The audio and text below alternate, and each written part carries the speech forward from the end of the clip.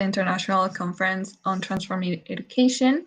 In this learning session, we will explore the topic of transformative education based on humanitarian competition. So we're very honored to introduce Deepti Singh, our esteemed speaker, whose dedicated work revolves around global citizenship education.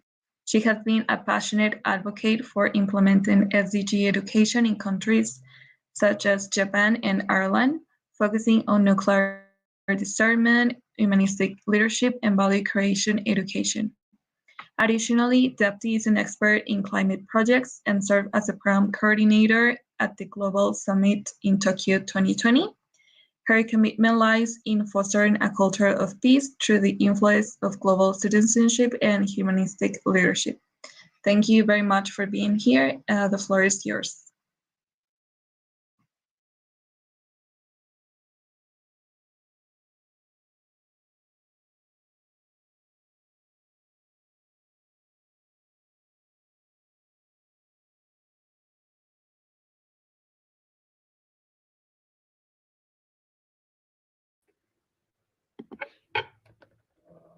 Hello, everyone. Can you hear me?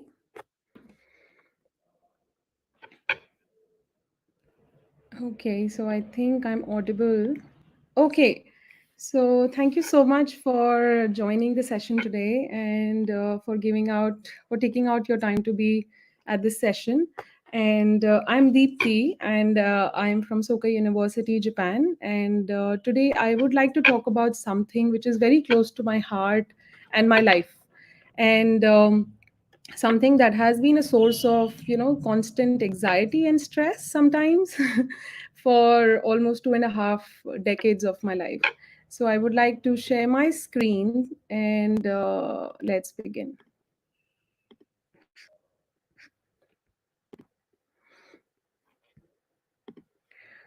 Okay, so today I'll be talking about the concept of humanitarian competition. And before that, I would like to take a little bit brief and share that what will be the agenda for today. So I'll be covering. So I'll be talking about what is humanitarian competition and how it can be a paradigm shift in the current education system, and why is it needed in 21st century schools and universities, and how implementing it in education can help students to discover their potential and work for achieving sustainable development goals. So let me first begin with briefing a little bit about competition and why I feel so connected with this. So, from childhood, actually, we learn to rank and compare ourselves to others. And we have often heard our parents or siblings or neighbors or classmates or teachers stating the phrases like, she's more knowledgeable than you, or she's more taller than you, and she's more beautiful than you. I think these were few phrases which I grew up listening always. And most of these comparisons and rankings, they happen very unconsciously based on our conditioning, habits, and upbringings. And there are many new theories which have come up, which we see actually being already implemented in education in the past few decades, which have challenged the notion of competition in education system. Like IB schools have come, and we have also been seeing homeschooling and the idea of social reconstructivism and other schools of education also. So we, just a moment. So we have seen these traces of right education that is not ranking oriented. Otherwise, whenever we see, like I have grown up in an education system where there was a ranking, and I was all, not just me, but I was always put to compete within my classes or outside or in sports. Everything has always added a lot of pressure and stress in my life. And I'm understanding the depth of this concept, the depth of this topic, competition, more deeply after becoming a parent. So just like me, my child is compared to consciously now or unconsciously by the same array of people that I I was done at my time. And I literally scold and sometimes, slap myself if my brain unconsciously compares my child. It's very hard, trust me. And but that's how our conditioning is. We have learned to compare anything in our environment and everything in our lives, from clothes to jobs to our responsible to our personalities, even like every other materialistic thing. And the worst thing is we are wired to compare our children's to. So it looks like life has come to a full circle in my life and nothing has changed when it comes to this particular idea of competition. When I see the idea that I was in the same scenario when I see my child now, and we will continue to be in the same circle for the future generations also, unless we as educators and parents transform this and bring about a paradigm shift in the understanding of the entire concept and the application of competition. So I'll be beginning with asking all of you very simple questions, which I think I asked myself that uh, do we love our children? I think any attempt that we are trying to find a solution to develop a new understanding of education where our children will not be put to compete, we have to understand the basic questions like, do we love our children? If we love them, we'll never compare them. Do we care about our students as teachers? If we care about them, we will never put them in a system that will uh, make them feel pressured or make them feel devalued, rather than helping them to develop or bring out or discover their potential. Also, don't we want our children to enjoy life and develop their unique potential? Or we just want to compare them and become just like everyone having the same kind of knowledge, everyone possessing the same kind of skill, doing the same kind of job? So I think these are the few questions which, as a parent, as an educator, I ask myself and would like all of you to just give a moment and ponder. And the last, that is competition something we should be instilling in our children? And if yes, then what kind of competition we should be instilling? And if not, then again, what kind of competition we should not be instilling?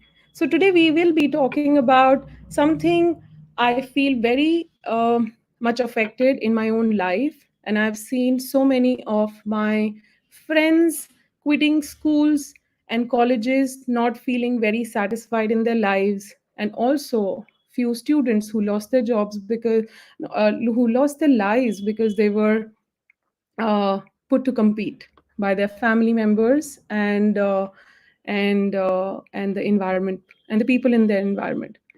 So just to take it a little forward, I would like to talk about that to answer these questions that I shared with you before.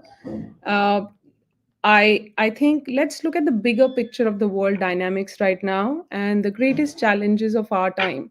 So these are the four challenges which the world is facing. We are facing extreme poverty, conflict and injustice, wealth inequality, and nature and environment.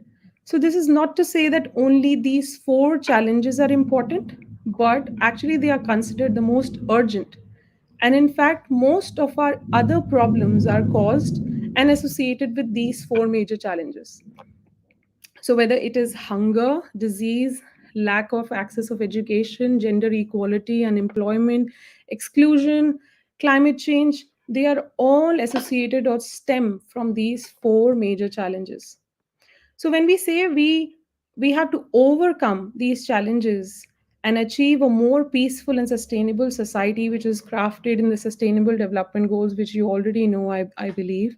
One perspective which is put forward here is that we need to move from competition towards a culture of peace and collaboration. So as we see in the world, when we put to compete people, They take away, they try to fight among themselves. They try to come forward rather than coming together, rather than collaborating, rather than harmonizing. They are taking away things rather than bringing things together, their education, their knowledge, their skills, their attitude, their values. It's been observed that, and that's why the entire idea of sustainable development goals is is the collaboration, how partnership can be done. So, as I move forward, here I question the underlying logic of competition that is actually seen as the integral part of our education system and society. So it just breeds from the very core and very fabric of our education system, where each child is put to compete, put to rank, and they feel that pressure. I think each one of us must have gone through that. So we see our children competing on the basis of marks, good jobs, and then after adulting, these children compete for economic, military, political powers, etc.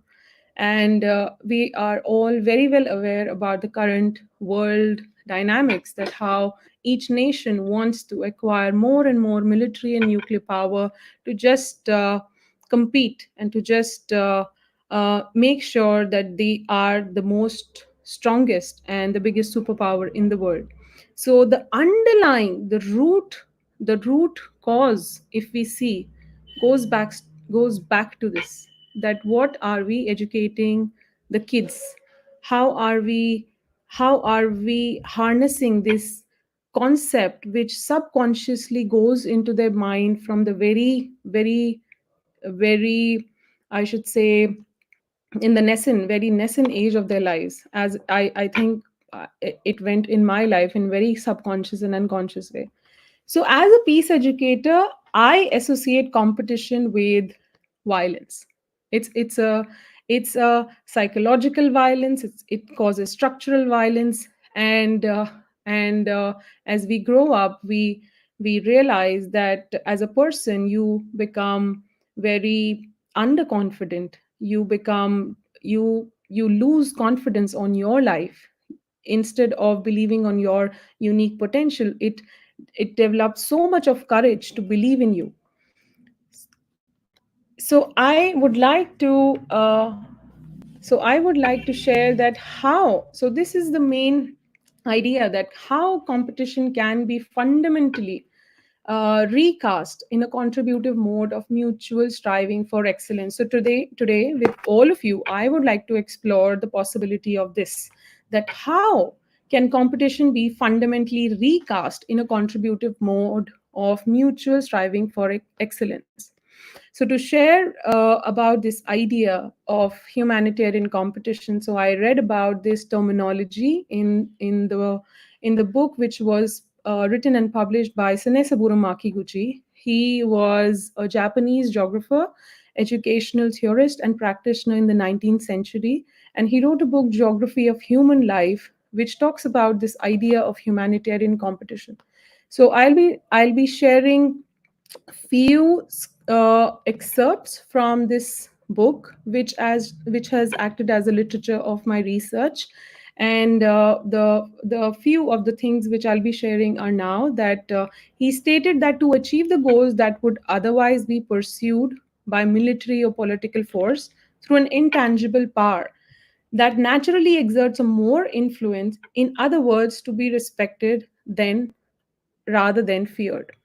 So Makiguchi sought to redefine the concept of competition using the term. So this is Japanese. He was a Japanese educator. So he used the concept which says jindo teki kyoso, which means humanitarian or humane modes of competition. So in doing so, he sought to find ways of enabling the realization of the positive outcomes of competition, which is like striving for excellence, inventiveness, innovation, while containing the more negative outcomes. So the key to this for Makiguchi was to ensure that competition was conducted within the understanding of human interconnection and interdependence. So these are very two important points which he shared, that when we are competing, if we realize that we are interdependent, so if we compete for certain good or resource, if we compete to acquire it all, and we forget that we are interdependent on each other, we dismisses the idea of competition. So if so the current I think the current climate change issue is very easy to understand, this idea of interdependence, that each one of us living on this planet are interdependent on one another. So in the coming slides, I'll be sharing the case study of this concept, which was being implemented at Soka University by their students, and how they actually put this idea and concept into practice. So going forward, the another thing which I would like to share from the geography of human life is that Makiguchi suggested that competition within and between human societies had developed and changed along the following lines. So the earliest, the primitive form of competition was military, followed by political, and then the economic. Economic competition, he asserted, was the predominant mode employed in the world of his time, a world in which states as well as the large industrial and financial concerns viewed and domination of the world's market and resources. Finally, and looking to the future, he offered this vision: as the historical possibilities of military, political, and economic competition exhausted themselves, a new kind of competition would come up to occupy an increasingly central place in human affairs. He saw this shift as not merely representing a change in the methods or site of competition, but as a qualitative transformation from a zero sum style of competition, overhung by a threat of physical elimination, to one conducted within a social framework of mutual recognition, what today we might be called as win-win mode of competition.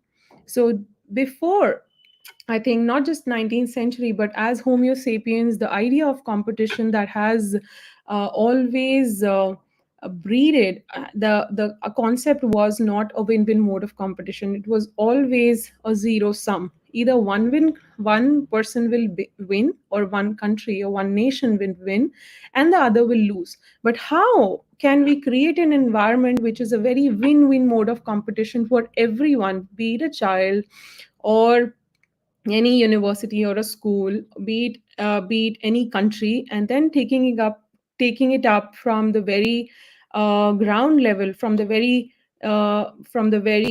school level till the top level, where the countries basically compete with each other. And right now, instead of competing, how the countries can come together to collaborate in a very win-win mode of competition to achieve the sustainable development goals. So his analysis, just to conclude, that his analysis of competition is that in order to produce valuable outcomes, it must be conducted within the context of social frameworks and an underlying presumption of interdependence. So Makiguchi appears to have seen competition and cooperation as paired, interrelated concepts. So here the important idea that is coming back and forth is the idea of interdependence and competition, not as seen as competition, but the idea of competition and cooperation paired together, which are interrelated. So going forward, I would like to share the people who have had whose ideas have resonated with the Makiguchi, and between the concept of win-win world, and it was put forward by an American futurist, Hazel Henderson, and the views Makiguchi expresses in the following passage. So he says that what is important is to set aside egoistical motives, striving to protect and improve not only one's own life, but also the lives of others. So one should not think, one should do things for the sake of others, because by benefiting others, we benefit ourselves. So this was shared by Hazel Henderson, and she also said that free competition driven by the unrestrained impulses of selfishness can descend into the kind of social Darwinism. But competition conducted within the appropriate framework brings forth the energies of individuals. So, as a concept, there are other leaders who have practiced humanitarian competition. So, de Klerk and Mandela, they are excellent examples of leaders who have desired to create a society in which all people are victors. Also, now going forward, I would like to preferably focus on the idea of global citizenship education and education in promoting this concept of humanitarian competition as socio emotional learning. So, how can we do that? And when we do that, how this concept can be as a way for achieving the sustainable development goals. So, the concept of humanitarian competition can be spread more broadly through quality education. If students are taught about the idea of harnessing humanitarian competition to attain sustainability and peace, they will advocate this concept after entering adult society. They will not just talk about it, rather they'll practice the idea of and the values of humanitarian competition at their workplace. So these principles give learners the competencies and opportunities to learn to live together in a globalized world and realize their rights and obligations to promote sustainable, peaceful, and inclusive societies. So just to share that how education is the central, the goal number 4, which talks about the quality education, is the center. And all the global goals that we talk about somewhere comes down to this kind of education that we are giving the students at the school. What the kids are receiving at the school becomes the focus, the nucleus, and from there generates the ripple effect for creating sustainable cities, life on land, or clean water and sanitation. So everything as educators comes down to us, that how are we seeing the students in a class? How are we wearing a glass of competition in the class where we are unconsciously and consciously comparing, or we are seeing them as unique individuals who possess different and unique qualities that we as educators are are given a responsibility to harness. So going forward, I would like to show the implementation of humanitarian competition through a case study which was done at Soka University in 2020, basically in 2 years, 2019 and 2020. So this is a group called, it's a club basically called Climate Action Soka. I was one of the pioneering member of Climate Action Soka along with my 7 members from different countries. We were a student of peace studies and other faculties of Soka University, including law, letters, and other graduate schools. So we came together as a team called Climate Action Soka Team, and there was a survey which was conducted. So all of us realized through our studies, through our interactions, through our dialogue session, through our classes, that there is something which is not okay in the university. We might be studying about peace in our classes, but we were constantly using plastic in the campus, and we all understand very easily that using plastic, it is not good for the environment. So as conscious individuals, we all came together from different backgrounds, different skills, different knowledge, and bringing together, I would say, the unique, the beauty of this group was that each one of us came together from very different backgrounds. Some of us were working and they were studying law, and they were working part time into different places at Tokyo. And the beauty of this group was that instead of competing among ourselves, the idea of humanitarian competition was very much clearly visible in creating this group. And so forth going forward, the actions, the campaigns and initiatives this entire group took to bring a revolution in the Soka University, Japan. So till now this group has grown. I have graduated, but this group has grown into more than 1,000 students now. It's a very active group, and it's not just a team. They often So I would like to just now share a survey which was conducted initially, that how many of us, including the Japanese and the international students, feel that there needs to be a change which has to be brought in the campus. And 95% of the students said that they can see that the campus is not in line with the SDGs ethos. So they would like to do something about that. And what they did was a lot of things. So these handful students who came from different backgrounds, carrying their unique ideas, unique skills, knowledge, and attitude, they started off these campaigns like watching a video together of chasing corals, and conscious challenges they start, which would include carrying your own water bottle instead of buying a plastic bottle. So these were few, and we would often do the climate action soca meetings. They would be like once a week or twice a week, where each one of the students, they were welcome to talk about it, what they feel, they uh, what they feel like, why, what is it that's caused them anxiety because of this climate change happening around the world. And it was a gathering where people would come up, they would share their real heart. And it was really touching to understand that people were really doing so much already, but it was just that they never came together, they never collaborated. So the idea of humanitarian competition that was shared initially, that people coming together to collaborate, to instead of competing and not knowing what uh, just the like, you're going to a university to study, but more than that, coming together for a higher purpose, coming together to not just win in our studies, but also striving to contribute back to society. So these were the few campaigns, and there were many initiatives which were taken, like completely banning the plastic in the campus, carrying our own mugs. We would often go and attend the climate strikes which were happening at Tokyo.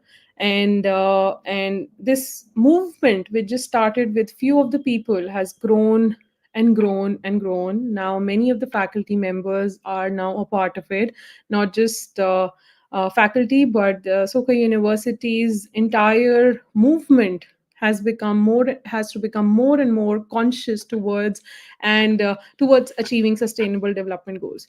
So just wanted to like share that if just one club that was created by the students, which brings together students from different faculties, different knowledge, different skills. So some were lawyers, they were very good with the spreadsheets and Excel. Some were very good with the presentations and PowerPoint. Some were very good with presenting. I think the idea was that how each one of us, the beautiful part was how each one of us came together using our own skills, and striving for something which was much bigger than all of us, and bringing and creating solutions. So this is what is called win-win competition. So this is what is called that each one of us are discovering our potential in this process of achieving something which is much bigger than our own problems.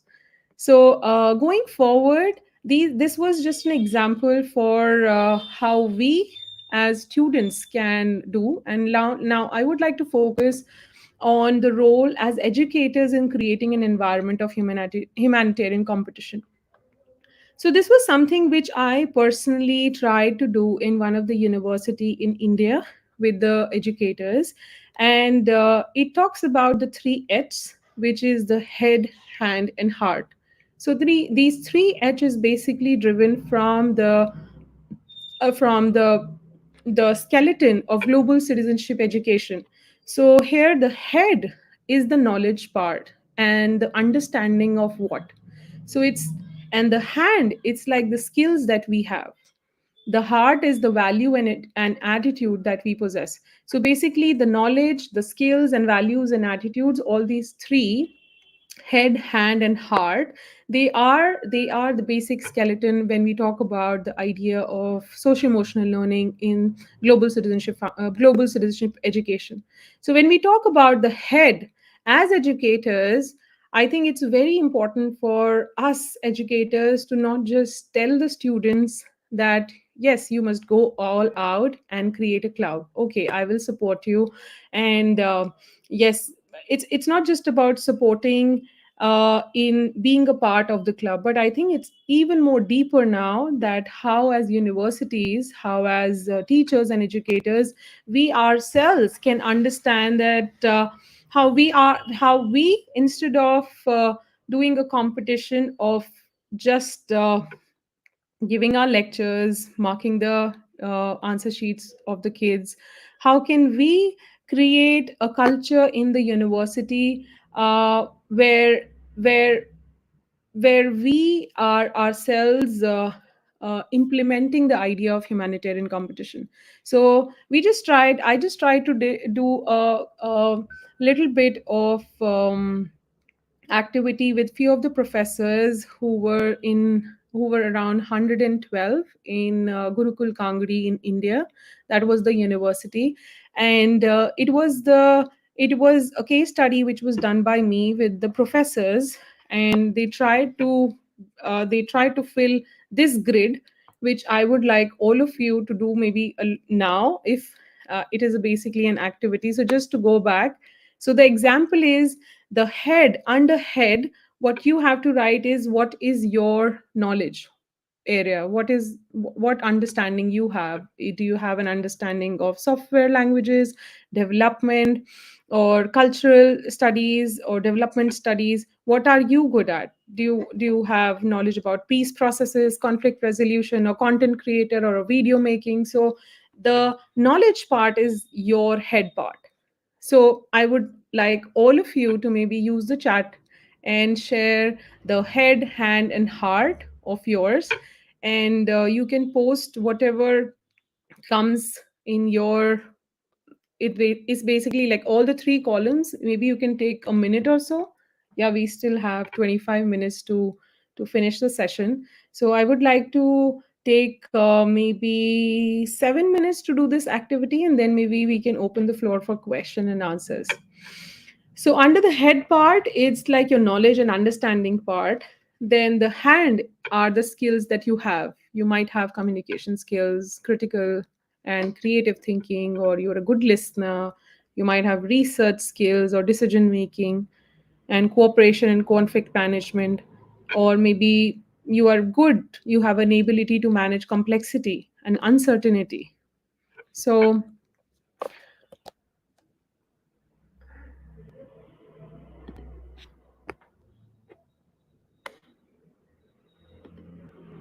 so I would like all of you to maybe just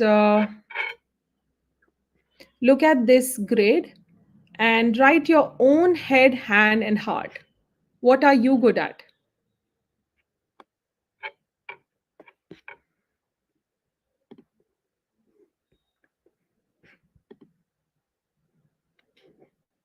So I would like to leave with this, not leave, like I would like to all of you to answer, maybe try to answer this part.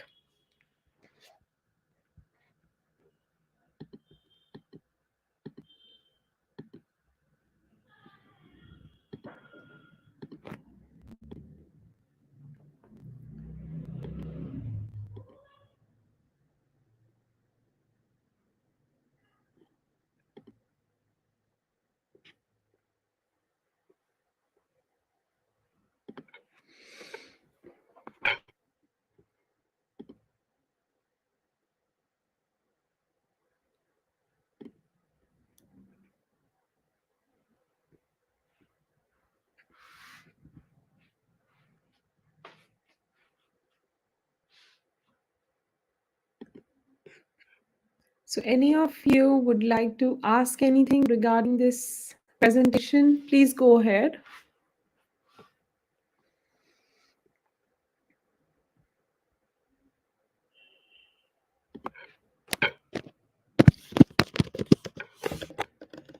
So I would like to take up the question of Vidya Menon. Vidya, are you there with us right now?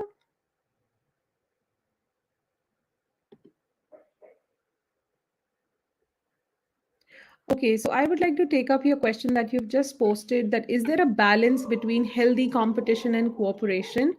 And how can organizations strike this balance for optimal outcomes? I think that's what we are talking about today. That what is the balance between healthy competition and cooperation? I think what I have learned through the study that I have done, and after reading the concept of humanitarian competition, I think it is very important for each one of us to understand first what are we good at. So when we talk about cooperation, we cooperate. It's a give and take process. We have to first understand. So if you are trying to cooperate between two teams, let us first understand what are the two teams good at. In both the teams, the individuals, each individual, what are they good at? What is their skill set? What makes them unique? So it comes down to that each of us are unique, and then pinning it down that what is our superpower, what makes us unique.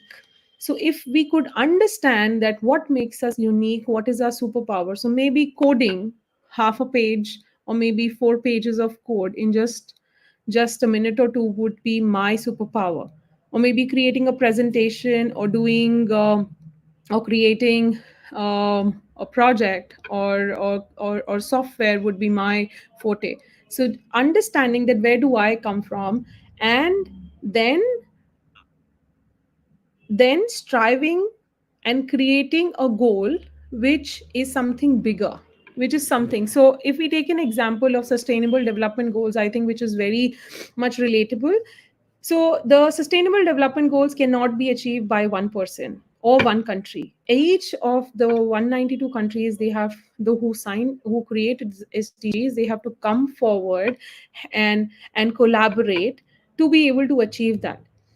So the organizations, those who are trying to create a balance for optimal outcomes, they have to first understand their employees, that how they are unique, what skill set they have, and what values they are bringing forward. And I think SDGs shows a great example of doing that. So thank you so much for the question, Vidya.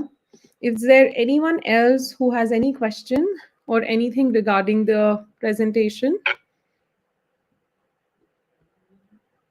So I would like to end the presentation with a quote. So just like cherry, plum, peach, and damson, blossoms all possess their unique qualities. Each person is unique. We cannot become someone else. The important thing is that we live true to ourselves and cause the great flower of our lives to bloom. So this concept of cherry, plum, peach, damson is very, very, very relevant when we talk about the idea of humanitarian competition. So the peach cannot compare with the blossom, or the plum cannot compare with the damson, because each of them are very unique, and each of them are beautiful.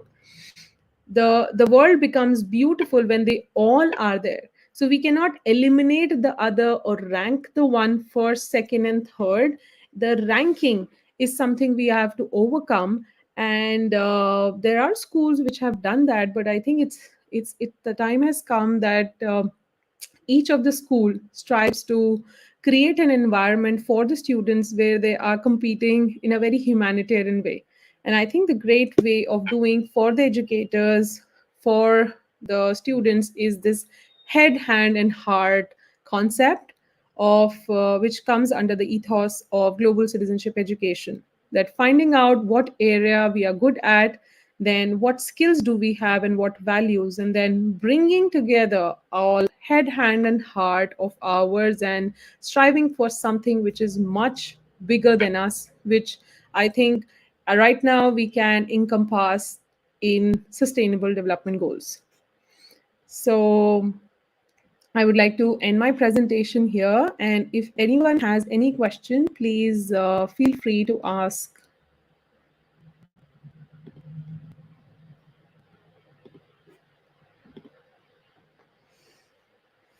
Okay, so what kind of challenges did you experience in implementing humanitarian competition? especially in very competitive societies. Thank you, Cersei, for asking this question. I think, yeah, so I think the greatest challenge what I have personally encountered is lack of dialogue. So it's because people are different, people have different ideas, and people have different mindset, and they have different vision towards achieving a particular thing. So it's very difficult sometimes to understand what the other person is trying to do. So dialogue is a very important key factor when we talk about humanitarian competition. Without having a dialogue, so dialogue is not just uh, uh, an element where we are sharing what we believe in. It's about understanding what the other person also is trying to say or trying to do. And the same as what Makiguchi said, that creating in a setup, in a framework where both the parties are being valued, where both the parties are being heard. And for me, I think the greatest challenge was to create more and more dialogue sessions, because it was very difficult. I think the climate soka meetings that we would do every other week were the greatest thing, that to understand what each party was trying to do. So the biggest challenge is that, for me, I would say, to be able to understand each individual's vision, heart, and what they want to do. And for that, dialogue is the key. Yeah.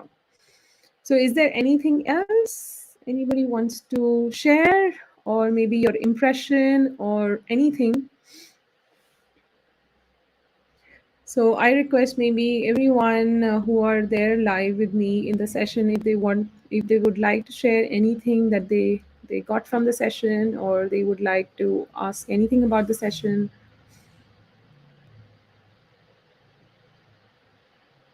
Yeah, thank you so much, Vidya, for sharing that. It leads to self doubt. I think I'm still dealing with it sometimes. And as educator, head is possess innovative mindset, refine my teaching approaches, embrace innovative pedagogies. Heart, provide them emotional support to promote an inclusive classroom culture. Wow. Hand is facilitate an engaging learning environment. Wow. Thank you so much, Vidya, for sharing about the three pillars of global citizenship education.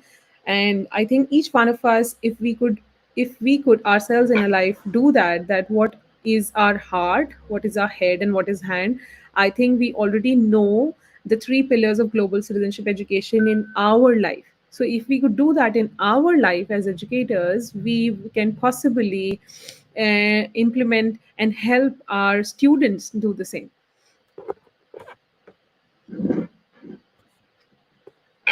I think it's a great activity for the professors and educators out there who can do with their classes as well, and just to help the students understand what's their head, hand, and heart. So we still have 15 minutes to this session. I will be here for the next 15 minutes. You can feel free to ask, share, or anything that you would like, uh, related to the session or otherwise. Yeah.